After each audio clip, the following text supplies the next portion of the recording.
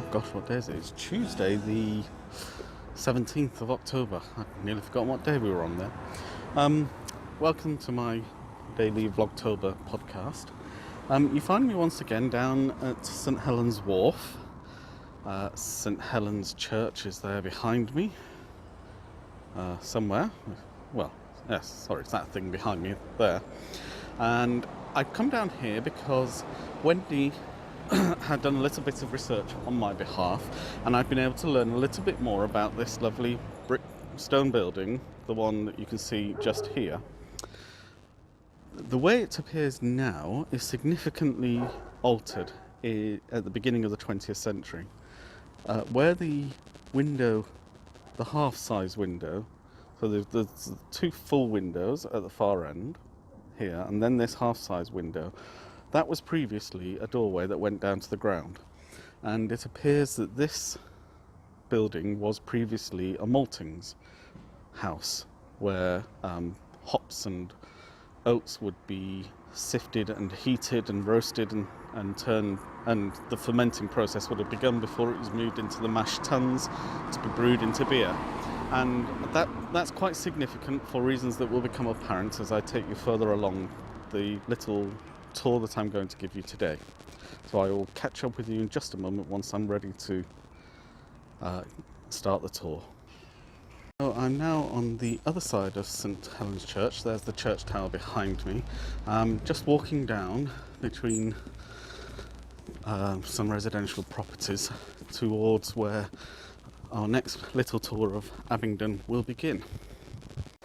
Well, I hope you can hear by the sound effects that I'm down near a weir. I'll just walk down here a little way. I don't want to go too far because it is straight into the water. As you can see, just under the bridge there is a little weir. This is the River Ock, and I'm going to take you along the riverside walk and talk a little bit more about the history of Ock Street. So, as I've mentioned previously, the River Ock is a tributary of the Thames, flows into the Thames at the southern side of Abingdon town centre, and the word Ock comes from an Old English word for salmon, and this was at one point a salmon fishery.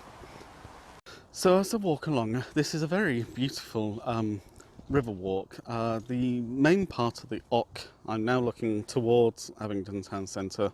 Ock Street is therefore on my left hand side, so as I walk away it will be on my right hand side this way. So the town centre is behind me, Ock Street is to the right, and the main part of the Ock is on the right hand side of me.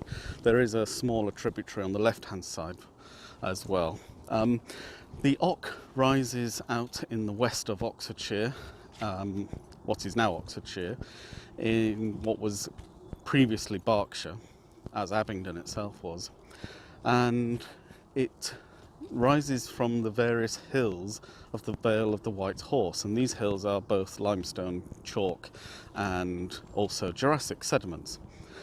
And the reason this whole area is called the Vale of the White Horse is the subject of another video that I'll produce as part of this Vlogtober.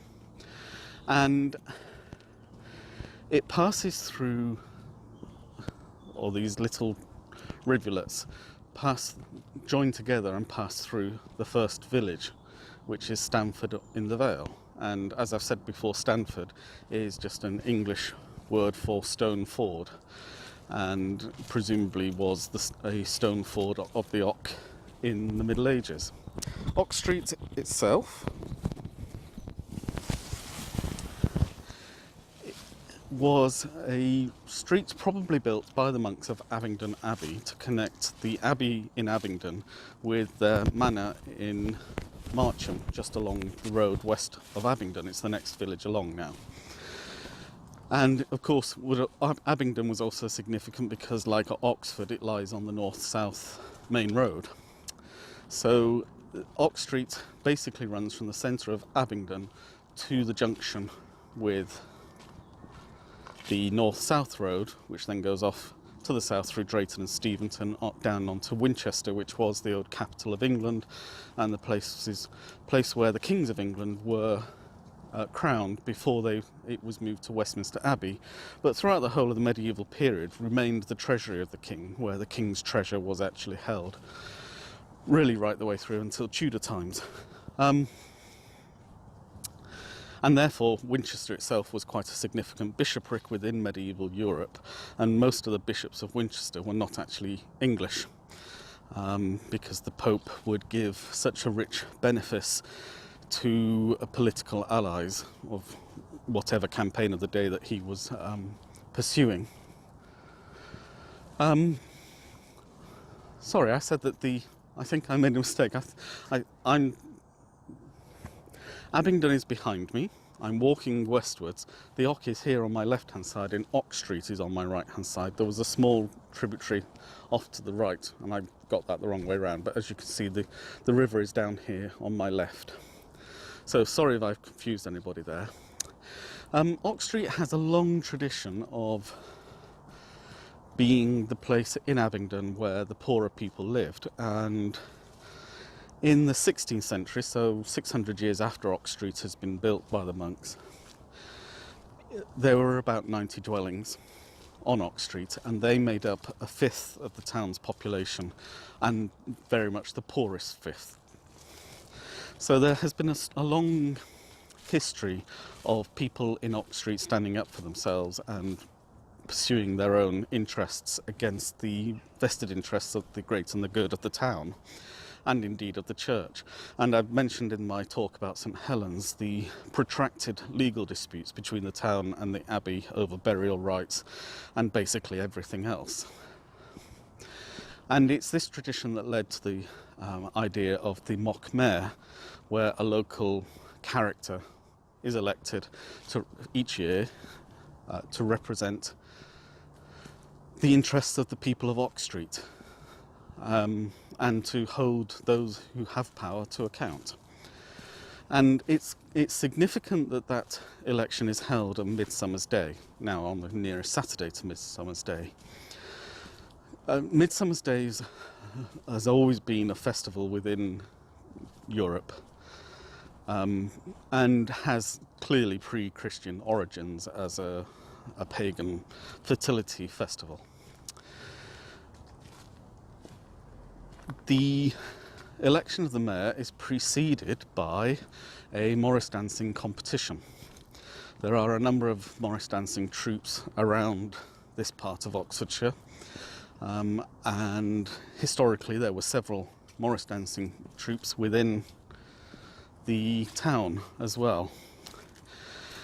The Abingdon Morris men carry at their dance, at their head, a pole with an ox's head on it. And the origins of this appear to be that the boys of Ock Street fought with the boys of the Vineyard, which is the road that leads north from the town centre, and is the road that I live just off, over the spoils at a town barbecue festival banquet kind of thing, and won the horns of the ox, and so they have carried them proudly at the head of their Morris dance ever since. And this tradition of the people of Ock Street standing up for themselves and protecting the rights of the oppressed, if you like, or certainly the rights of those who would otherwise be overlooked, extends to the Michaelmas Fair that I talked about this time last week. On the Monday following the Michaelmas Fair, there is a much smaller fair held in the town centre that only closes the high street, and all the vehicles that would normally go down the high street divert down East St Helens Street and back up West St Helens Street and enter Ock Street in the usual way. So on the week following the Michaelmas Fair, there is this second fair held just in the Market Square and the High Street, and it's named the Runaways Fair. And it appears that the origin of the name is twofold. One, that it was a smaller fair to allow those local labourers who had had to work the Michaelmas Fair to be able to enjoy a fair of their own. But secondly, it was quite common for people with no fixed work in a small town like Abingdon to join the fair and to travel around the local villages and towns with the fairground people and just do labouring jobs, setting it up and manning the stalls and that kind of thing. But if they found that their new employers were not very generous, or were asking too much, or were just not very pleasant people to work for, then they had a second bite of the cherry. They were able to run away from the Michaelmas Fair crowd and join the runaway fair instead. And that appears to have been the original purpose of this second fair. So we have a much smaller second fair on the second week of October.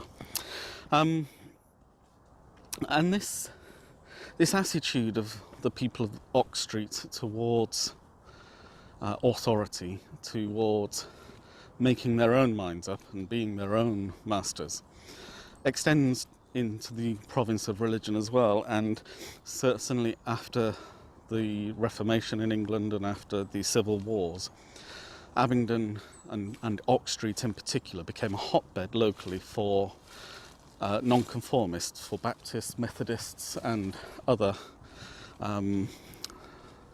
denominations which were not deemed to be acceptable to the established Church of England. And their prayer meetings and services would be held quite illegally and could lead to serious fines. I mean, by the end of the 17th century, after the Titus Oates plot had been exposed for the fraud that it was, despite having claimed the lives of a number of prominent people for harbouring Catholic tendencies, as it were, nobody was executed for crimes of religion in England following the Glorious Revolution of 1688, when James II was deposed and William and Mary took the throne. But there were still quite significant financial penalties for people who didn't conform to the Orthodox Protestant denomination of the Church of England.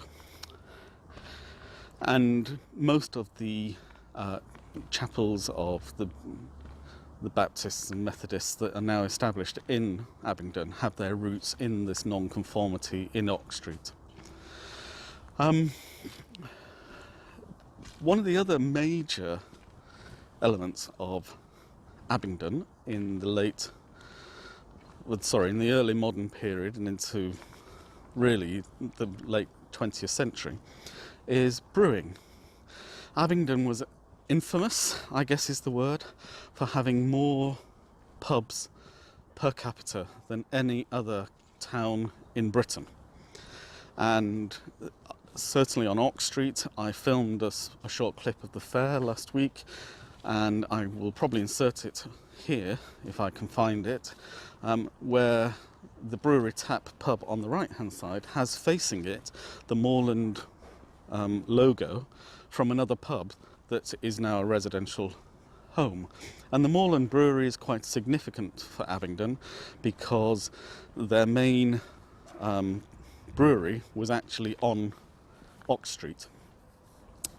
And this ties in therefore with the maltings being down at St Helens Wharf. And gradually the people's habits change, and the Moorland Brewery was bought out by Green King, having consolidated itself with Whitbread in the 1970s. Green King then purchased it fully in the 1990s, and the label still exists. But as with most of the local breweries of a bygone age, it is now simply a mass-produced product. Things like Old Speckled Hen, for example, are not made with the local water of Abingdon in the way that they were in yesteryear. Another major industry that was based at the end of Ox Street rather than on Ox Street itself was the sports car division of the Morris Motor Company, more famously known as the MG. And for about 70 years, or 60 years, it's from the late 20s to the very late 70s, So, sorry, from the early 20s to the late 70s, so just under 60 years, that's right. There was a motor plant at the end of Ox Street that stretched for quite a distance and employed lots of people.